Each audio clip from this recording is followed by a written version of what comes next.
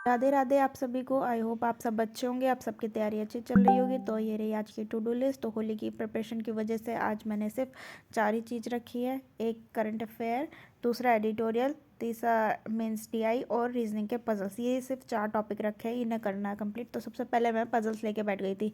तो पजल्स मैं बना रही, देखो सबसे पहले मैं पजल्स की जो छोटी छोटी इन्फॉर्मेशन होती है ना, उसे ऐसे लिख लेती हूँ कि जैसे मुझे पता चल जाए कि मैंने ये क्या लिखा है, बार बार मुझे वो पज़ल पढ़नी ना पड़े पूरी।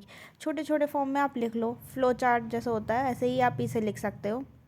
थ्रेड मेथड, डॉट मेथड, ऐसे सर सिखाते हैं अंकुश सर, और ये छोटी छोटी इन्फॉर्मेशन भी लिखवाते हैं। तो इससे आपको बहुत ज़्यादा हेल्प होती है, मेरे को तो बहुत होती है। पजल्स टाइम से भी बनता है। कई बार होता है कि कोई क्वेश्चन होता है जिसमें 2-3 पॉसिबिलिटी बनती है, बाकी इससे आराम से हो जाता है। बार बार पजल स्क्रॉल नहीं करना पड़ता। बार बार आप जब एग्ज़ाम में बैठोगे, बार बार माउस को स्क्रॉल करोगे ना, मतलब ऊपर नीचे उसको ड्रैग करोगे जो पॉइंटर होता है, तो आप परेशान हो जाओगे, क्योंकि वहाँ तो स्क्रॉल का ऑप्शन नहीं होता, पर लेकिन ऐसे ऊपर नीचे ड्रैग करना होता है माउस को।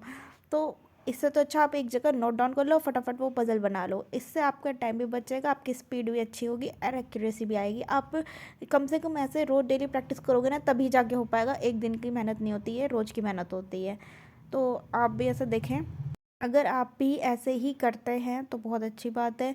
नहीं करते तो प्लीज़ एक बार ऐसे शुरू करें करना। बहुत अच्छा मतलब बहुत अच्छा मेथड है, और तरीके से क्वेश्चन भी हो जाता है। तो यहाँ पे ये मैं सॉल्व कर रही थी। मैं देखो भाई, इस टाइम सुबह के टाइम थोड़ी शांति थी, तो इसलिए मैंने सोचा सबसे पहले मैं रीजनिंग और मतलब करंट अफेयर की क्लास कर लेती हूँ, क्योंकि पूरे दिन तो देखो काम हो जाता है, फिर ऊपर से डीजे भी बज रहा था। तो डीजे वीजे सब बज रहा था, मेरा अपने से पढ़ने में लग गई। तो सुबह के टाइम थोड़ी शांति थी, तो यहाँ पे मैं रीजनिंग कर रही थी। फिर लेकिन जब मैंने करंट अफेयर की क्लास करी, तब बहुत शोर मच रहा था। लेकिन मुझे करना था, थोड़ा सा ही रह गया था 10-5 मिनट का, बाकी तो हो गया था। क्योंकि पता है कि कोई बंद करेगा नहीं, डीजे होली है तो होली के टाइम पे क्या ऐसे। तो अपने और हमें अपनी पढ़ाई करनी पड़ती है। बहुत लोग जैसे अब रात में पढ़ते होंगे तो उनके लिए तो सही है, लेकिन जो दिन में पढ़ते होंगे उनके लिए थोड़ा अब थोड़ी प्रॉब्लम है। 2 दिन तो अब 5 तारीख में जाके ही सब सही होगा, क्योंकि होली है भाई, सब होली में बिज़ी रहते हैं, और फिर इतना फेस्टिवल है, काम भी हो जाता है, तो पढ़ाई का टाइम भी नहीं मिल पाता। और रीजनिंग, क्वांट्स, जीए और इंग्लिश, आप ये सोचो कि आपके परफेक्ट। देखो ये रही, ये शॉर्ट फॉर्म में मैंने सारे क्वेश्चन पूरा लिख लिया था। बहुत बड़ी पजल थी, और ऐसे शॉर्ट फॉर्म में लिख के फटाफट रख लिया, और फिर उसके बाद जब मैंने सॉल्व किया ना, तो बहुत इजी तरीके से हो गया। तो ये रहे मेरे क्वेश्चंस, और 4-5 क्वेश्चन थे इस लेक्चर के, और क्वेश्चन बहुत अच्छे थे, सब बढ़िया थे क्वेश्चंस। ये रहा, ये जो मैंने नोट डाउन किया था, इसकी ये रही पूरी, नीचे एक ही लाइन में बन गया, हो गया तुरंत।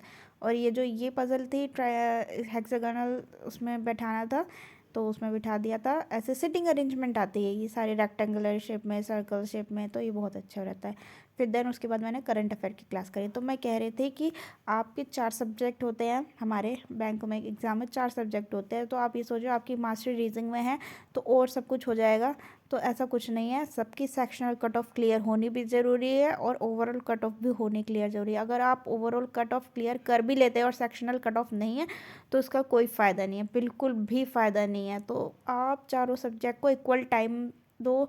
जहाँ पे लग रहा है कि जो सब्जेक्ट कम है, मतलब आपका स्ट्रॉन्ग है, तो उसको थोड़ा कम टाइम दो, और जो बहुत वीक है उसको ज़्यादा टाइम दो। फिर धीरे धीरे जब सब कवर होगा ना, तो आप उसके बाद अपने हिसाब से अपना सब्जेक्ट कम ज़्यादा कर सकते हैं। डीआई पे भी कोशिश करो, डीआई रोज़ सॉल्व करो। मेंस की अब स्टार्ट कर दो। प्री का अगर ख़त्म हो चुका है, कि आपको पता है कि मैं प्री कर सकता हूँ, कर सकती हूँ, तो आप फटाफट से बस अब मेंस की डीआई पकड़ लो, और एक डीआई रोज़ करो। फिर ऐसे धीरे धीरे जब करोगे ना, तो 2-2 डीआई स्टार्ट कर देना। तो ये बहुत अच्छा मेथड रहेगा। और ये रही मेरे एडिटोरियल की क्लास। तो ये एडिटोरियल की क्लास तो मैं निमिषा मैम से करती हूँ। करंट अफेयर में आशीष गौतम सर से करते हैं, जो अड्डा 247 पढ़ाते हैं। और करंट अफेयर भाई छोड़ना मत, गलती मत करना कि मैं करंट अफेयर लास्ट में जाके करूँगा करूँगी, बिल्कुल मत करना। सर ने आज भी कहा था, जिन्होंने करंट अफेयर लेके चले हैं उनके मार्क्स बहुत अच्छे आए हैं सच में। और इंग्लिश को भी मत छोड़ो। देखो इंग्लिश में ऐसे करा रही थी मैम, इंडियन फ्रेज, इडियम्स और फ्रेज ऐसे करवा रहे थे। इससे क्या होता है कि आपको रोज डेली आप जब रिवीजन करोगे ना, आपको याद हो जाएगा फटाफट से कि इस वर्ड से, जैसे रेड, रेड से क्या क्या इडियम्स हैं, तो कैरी कैरी से क्या क्या वो थे फ्रेजल वर्ब, तो ये सब चीज़ें आपको दिमाग में, ये पता है फ्लो चार्ट हमारे इमेजिनेशन में बैठ जाती है, हम जब आँख बंद करते हैं तो हमें याद आ जाती है, तो ऐसे होना चाहिए। और एडिटोरियल आप स्किप मत करो, आप डेली करो वोकैब। वोकैब एक दिन में याद नहीं होंगे, अच्छे अच्छे लेवल के वोकैब भी आते हैं, और वोकैब सिर्फ वोकैब में ही नहीं, क्लोज चेस्ट होता है ना, और सिनोनिम एंटोनिम्स तो होते ही हैं, मतलब पैराजम्बल, मतलब कहीं कहीं ऐसे ऐसे आ जाते हैं, एरर डिटेक्शन, कुछ कुछ चीज़ें ऐसी होती हैं आपको पता भी नहीं चलता कि कहाँ आ रहा है ये वर्ड, समझ में नहीं आता। तो वो कैप छोड़ो मत, उसको जितना ज़्यादा रिवाइज कर सकते हो वो सुनो, सुनने से ज़्यादा होता है। रोज़ डेली याद करोगे वो आपको याद नहीं होंगे, जितना ज़्यादा आप सुनोगे रोज़ रेगुलर, मतलब उस हैबिट में लाओगे ना, आपको याद होते चले जाएंगे। मैम एक साथ कम से कम 50-60 वो कैब एक ही वर्ड के कराते हैं, तो आपको सारे याद करने की ज़रूरत नहीं है, आधे तो पूरे पहले से याद होंगे आपको।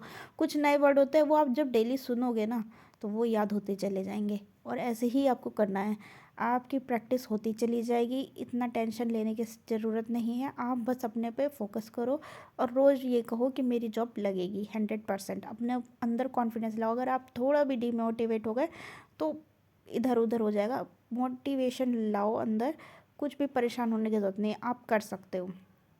कभी सेल्फ डाउट हो रहा हो तो सेल्फ डाउट भी मत करो, 100% होगा। अगर देखो जैसा आप मैनिफेस्ट करते हो वैसा ही होता है, जैसा सोच रखोगे वैसे ही हो जाओगे, ये कहा जाता है। तो इसलिए अच्छी सोच रखो, आप ये सोच रहे हो कि मेरा होगा नहीं होगा तो पता नहीं, हो आप अच्छी सोच रखो, होगा 100% होगा। देन मैंने डीआई स्टार्ट करी, डीआई मैं कर रही हूँ पीडीएफ से, मेंस की डीआई है, तो 4 बज गए हैं इस वक्त।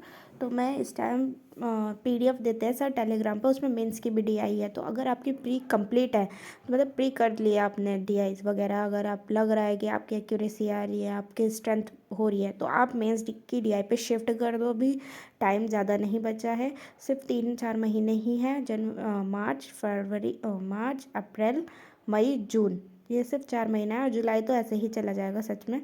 अब आप ऐसा करो कि डीआई में अपना ज़्यादा से ज़्यादा टाइम इन्वेस्ट करो, क्योंकि आपको पता है कि मेंस के पेपर में सिर्फ डीआई आती है ज़्यादा से ज़्यादा, वो भी अर्थमेटिक पे बेस पे डीआई आती है। तो जब तक आप करोगे नहीं तो होने का नहीं, इसलिए रोज़ करो, कंसिस्टेंसी बनाओ, सब होगा, अच्छे से होगा, और एक दिन ज़रूर बैंकर बनेंगे। आई होप सो आपको मेरी वीडियो अच्छी लगे तो प्लीज़ सब्सक्राइब करें। Thank you.